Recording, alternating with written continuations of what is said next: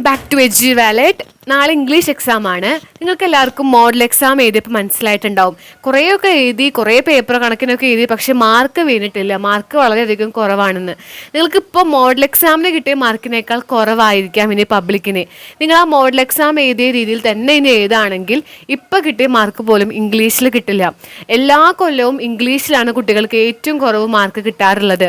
A+ നഷ്ടപ്പെടുന്ന ഒരു subject ഇംഗ്ലീഷാണ്. അപ്പോൾ ഫുൾ A+ ലക്ഷ്യം വയ്ക്കുന്ന കുട്ടികളാണ്. എല്ലാത്തിലും നല്ലൊരു ഗ്രേഡ് വേണം എന്ന് ആഗ്രഹിക്കുന്ന കുട്ടികൾ ഇംഗ്ലീഷ് നന്നായിട്ട് ഫോക്കസ് ചെയ്യണം, നന്നായിട്ട് ശ്രദ്ധിക്കണം. അപ്പോൾ നിങ്ങൾ ചിലപ്പോൾ എല്ലാം പഠിക്കുന്നുണ്ടാവും, എല്ലാ കാര്യങ്ങളും ശ്രദ്ധിക്കുന്നുണ്ടാവും, ഗ്രാമറൊക്കെ അറിയായിരിക്കും, പക്ഷെ നിങ്ങൾക്ക് എന്നാലും മാർക്ക് കുറയുന്നുണ്ടാവും ഇംഗ്ലീഷിൽ. അപ്പോൾ ഞാൻ ഈ ഒരു വീഡിയോയിൽ കുറച്ച് ടിപ്സും കുറച്ച് ട്രിക്സൊക്കെ നിങ്ങൾക്ക് ഞാൻ പറഞ്ഞു തരികയാണ്. ഞാൻ ഈ പറഞ്ഞു തരുന്ന എല്ലാ കാര്യങ്ങളും ശ്രദ്ധിച്ചിട്ട് വേണം നിങ്ങൾ ഇംഗ്ലീഷ് എക്സാം എഴുതാനായിട്ട്.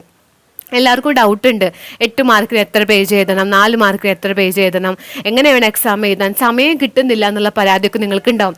നാളത്തെ ഇംഗ്ലീഷ് എക്സാം കഴിഞ്ഞ് നിങ്ങൾക്ക് എല്ലാവർക്കും ഉണ്ടാകാൻ പോകുന്നൊരു പരാതിയായിരിക്കും, സമയം കിട്ടിയില്ല, എല്ലാം അറിയാമായിരുന്നു, സമയം കിട്ടിയില്ല. അപ്പം എങ്ങനെ ടൈം മാനേജ് ചെയ്യാനും എങ്ങനെ നല്ല രീതിയിൽ മാർക്ക് വാങ്ങാം. കുറേ പഠിച്ചു പോയിട്ട് കാര്യമൊന്നുമില്ല, നല്ല രീതിയിൽ ഇംഗ്ലീഷ് എക്സാം എഴുതാൻ ഒരു സ്റ്റൈലുണ്ട്.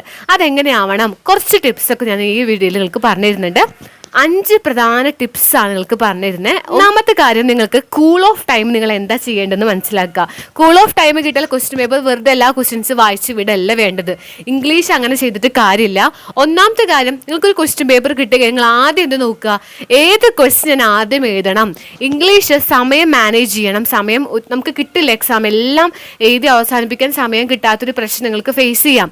അപ്പം അതിന് പ്രധാനപ്പെട്ട കാര്യങ്ങൾ, ഒന്നാമത്തെ ക്വസ്റ്റ്യൻ തൊട്ടിട്ടേ മെല്ലെ മെല്ലെ മെല്ലെ എഴുതി ലാസ്റ്റ് 8 മാർക്കിൻ്റെ 6 മാർക്കിൻ്റെ ക്വസ്റ്റ്യൻസ് നിങ്ങൾക്ക് എഴുതാൻ പറ്റില്ല. അവിടെ തന്നെ പോയി നിങ്ങൾ A+ A ഗ്രേഡൊക്കെ. അപ്പോൾ അതുകൊണ്ട് ഒരു ക്വസ്റ്റ്യൻ പേപ്പർ കിട്ടിക്കഴിഞ്ഞാൽ നിങ്ങൾ ആദ്യം എന്ത് ചെയ്യുക, നിങ്ങൾക്ക് അറിയാവുന്ന നല്ല കോൺഫിഡൻസ് ഉള്ള ക്വസ്റ്റ്യൻസ് ഇങ്ങനെ ഒന്ന് മാർക്ക് ചെയ്ത് വെക്കുക. ഇതൊക്കെ എനിക്കറിയാം, ഇതൊക്കെ എനിക്ക് നന്നായിട്ട് അറിയുന്നതാണ്, അതൊക്കെ ഒന്ന് മാർക്ക് ചെയ്ത് ആ ക്വസ്റ്റ്യൻസ് ആദ്യം എഴുതാണ് ബെറ്റർ. സമയം മാനേജ് ചെയ്യാൻ പറ്റാത്ത കുട്ടികൾ എന്ത് ചെയ്യുക, നിങ്ങൾക്ക് അറിയുന്ന 8 മാർക്കിൻ്റെയും 6 മാർക്കിൻ്റെയും ക്വസ്റ്റ്യൻസ് ആദ്യം എഴുതുക. അതാണ് ഏറ്റവും നല്ലത്. ഇതൊന്ന് ലാസ്റ്റ് നിങ്ങൾക്ക് 1 മാർക്കിൻ്റെ ഗ്രാമറും 2 മാർക്കൊക്കെ നിങ്ങൾ ലാസ്റ്റ് എഴുതിയാൽ മതി. അപ്പോൾ അത് നിങ്ങൾ ശ്രദ്ധിക്കുക, ഓർഡർ നിങ്ങൾ നോക്കുക. അത് കഴിഞ്ഞിട്ട് ഗ്രാമർ സെക്ഷൻസ് ആണ്. നിങ്ങൾ ആ കൂൾ ഓഫ് ടൈമിൽ ഗ്രാമർ ക്വസ്റ്റ്യൻസ് ഒക്കെ ഒന്ന് ആൻസർ ചെയ്ത് വെക്കുക.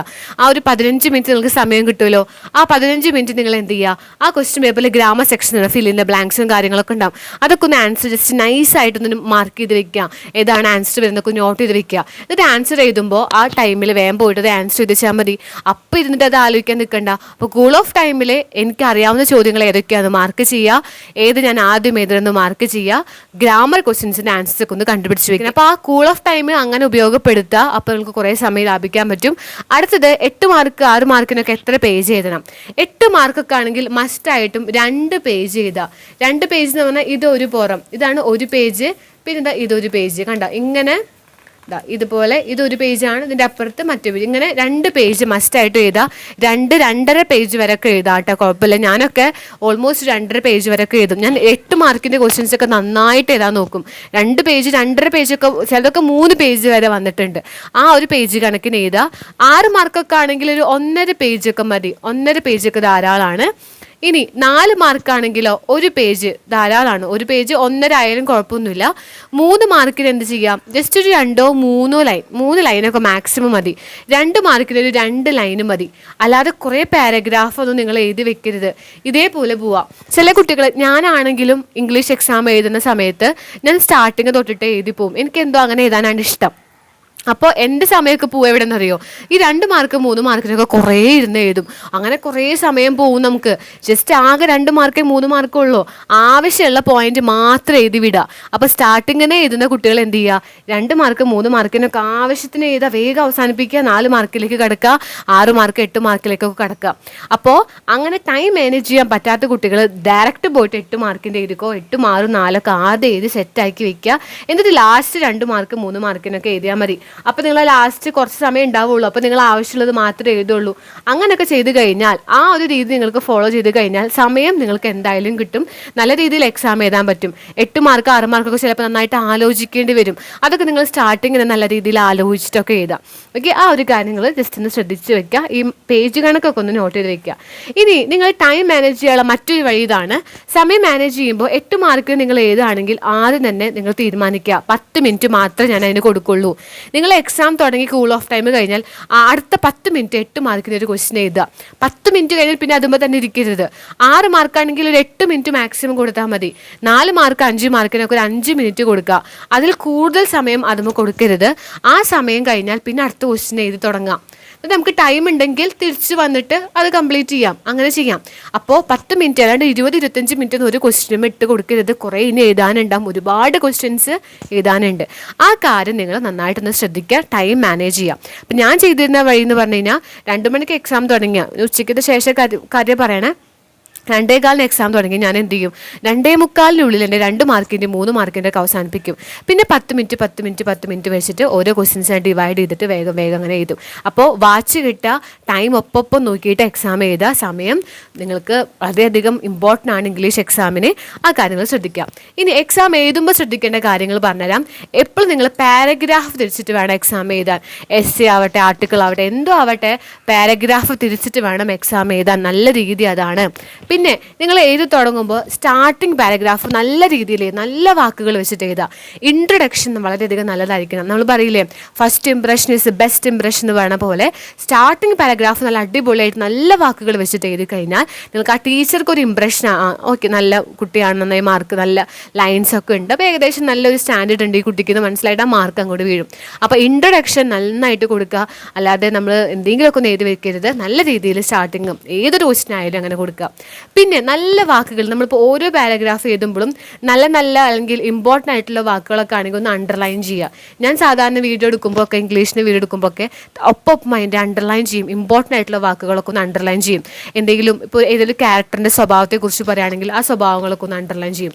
അങ്ങനെ പ്രധാന കീ പോയിന്റുകളൊക്കെ ഒന്ന് വേറെ ഏതെങ്കിലും ഒന്നെങ്കിൽ ആ പേനോണ്ടോ അല്ലെങ്കിൽ വേറെ ഏതൊരു ബ്ലൂ കൊണ്ടോ അല്ലെങ്കിൽ ബ്ലാക്ക് കൊണ്ടോ എങ്ങാനും അണ്ടർലൈൻ ചെയ്യാം.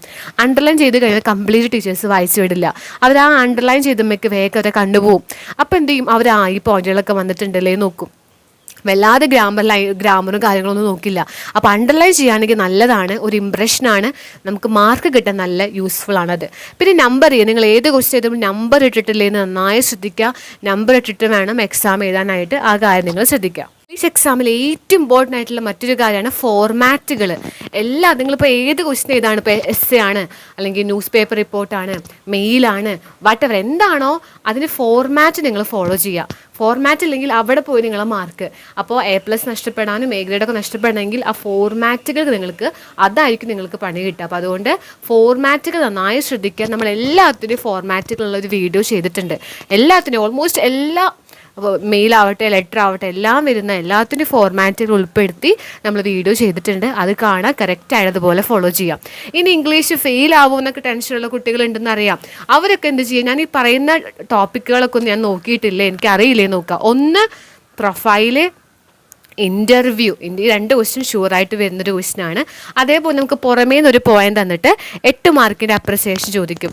അതും നിങ്ങൾക്ക് ഈസിയായിട്ട് ചെയ്യാൻ പറ്റും. സാധാരണ എല്ലാവരും വിട്ടുപോകുന്ന ഒന്നാണ്, പക്ഷേ നിങ്ങൾക്കത് 8 മാർക്കും കിട്ടും. അതിനുള്ളൊരു വീഡിയോ ഞാൻ ഓൾറെഡി അപ്ലോഡ് ചെയ്തിട്ടുണ്ട്. ഡിസ്ക്രിപ്ഷനിൽ ലിങ്ക് കൊടുക്കാം. 8 മാർക്കിൻ്റെ ക്രിട്ടിക്കൽ അപ്രിസിയേഷനാണ്. ആ ഒരു ക്വസ്റ്റ്യൻ നിങ്ങൾ നന്നായിട്ട് അറ്റൻഡ് ചെയ്യുക. അതാദ്യം നിങ്ങൾ എഴുതാൻ നോക്കുക. ആ 8 മാർക്ക് നിങ്ങൾക്ക് അവിടെ കിട്ടും. സോ പ്രൊഫൈല്, ഇൻ്റർവ്യൂ, ഈ 8 മാർക്കിൻ്റെ ക്വസ്റ്റ്യൻ. പിന്നെ നിങ്ങൾക്ക് അറിഞ്ഞിരിക്കേണ്ട പ്രധാനപ്പെട്ട കുറച്ച് ക്യാരക്ടർ സ്കെച്ചുകളുണ്ട്. മാഗി, ഗുപ്ത, ഹസൻ, ഇവരുടെയൊക്കെ ക്യാരക്ടർ സ്കെച്ച് നന്നായിട്ട് പഠിക്കുക. പിന്നെ മാക്സിമം നിങ്ങൾ ഇംഗ്ലീഷ് എക്സാമിന് പോകുന്നതിന് മുമ്പ് എല്ലാ പാഠത്തിൽ നിന്നും ഒരു ചോദ്യമെങ്കിലും പഠിക്കുക. എന്തുകൊണ്ടാണെന്ന് പറയുക പഠിക്കുക ഞാൻ പറയണേ. അപ്പോൾ നിങ്ങൾക്ക് അവിടെ പോയിട്ട് ആലോചിച്ച് ഉണ്ടാക്കി എഴുതുമ്പോൾ തന്നെ കുറേ സമയം പോകും. അതിന് പകരം ഓരോ പാഠത്തിനും ഓരോ ചോദ്യം ഇത് നിങ്ങൾ പഠിച്ചു എന്നുണ്ടെങ്കിൽ നിങ്ങൾക്ക് അതിനെ ബേസ് ചെയ്തിട്ട് അതിങ്ങനെ വെള്ളം പോലെ നിങ്ങൾക്ക് കിട്ടും. നന്നായി പഠിക്കുക. ഇപ്പോൾ ഇത്രയും വലിയ ക്വസ്റ്റ്യൻസ് ഒക്കെ പഠിക്കുന്ന ആൾക്കാരല്ലേ നിങ്ങൾ. ഇംഗ്ലീഷിൽ ഓരോ പാഠത്തിൻ്റെ ഒരു റിവ്യൂ എങ്കിലും നിങ്ങൾക്ക് പഠിക്കാമല്ലോ. അപ്പോൾ എല്ലാ പാഠത്തിൻ്റെയും പോയംസ് ഒക്കെ ആണെങ്കിൽ അതിൻ്റെ അപ്രിസിയേഷൻസ് പഠിച്ചു വെക്കുക, ക്യാരക്ടർ സ്കെച്ചുകൾ പഠിക്കുക, അതൊക്കെ ഒന്ന് പഠിച്ച് വെക്കുക. അല്ലെങ്കിൽ ചെറിയ പോയിന്റ് ആക്കിയിട്ടെങ്കിലും പഠിക്കുക. അപ്പം അങ്ങനെ ഞാൻ ഈ പറഞ്ഞ കാര്യങ്ങളൊക്കെ ഒന്ന് ഫോളോ ചെയ്യുക. ഇതേപോലെ പഠിക്കുക. നമ്മൾ ഓൾറെഡി കുറേ ഇമ്പോർട്ടൻറ്റ് ക്വസ്റ്റ്യൻസ് അപ്ലോഡ് ചെയ്തിട്ടുണ്ട്. കാണാതിരിക്കരുത്. അത്ര ഇമ്പോർട്ടൻറ്റ് ക്വസ്റ്റ്യൻസ് ആണ്. അപ്പോൾ ഇതിൽ പറഞ്ഞ ഈ കാര്യങ്ങളൊക്കെ ഒന്ന് ശ്രദ്ധിക്കുക. ടൈം മാനേജ് ചെയ്യുക, മാർക്കിനനുസരിച്ചിട്ട് എഴുതുക, ഇൻട്രൊഡക്ഷൻ നല്ല രീതിയിൽ എഴുതുക, അണ്ടർലൈൻ ചെയ്യുക. ഇതൊക്കെ ചെയ്തെങ്കിലാണ് നിങ്ങൾക്ക് നല്ല മാർക്ക് നിങ്ങൾക്ക് ഇംഗ്ലീഷിൽ സ്കോർ ചെയ്യാൻ പറ്റുള്ളൂ. ഇംഗ്ലീഷിൽ ഫുൾ മാർക്ക് കിട്ടുമെന്ന് പറഞ്ഞാൽ അത്രയും അപൂർവമാണ്. അതായത് അത്രയും റയർ ആയിട്ടുള്ളൊരു കേസാണ് ഫുൾ മാർക്ക് എന്ന് പറഞ്ഞു കഴിഞ്ഞാൽ. അപ്പോൾ A+ വാങ്ങാനും ബുദ്ധിമുട്ടാണ്. ഞാൻ ഈ പറഞ്ഞതുപോലെ ഇംഗ്ലീഷ് എക്സാമിന് ഫേസ് ചെയ്യുക, നല്ല മാർക്ക് നിങ്ങൾക്ക് കിട്ടും. ഓക്കെ, അപ്പോൾ നമുക്കിനി അടുത്ത വീഡിയോയിൽ കാണാം. Thanks for watching.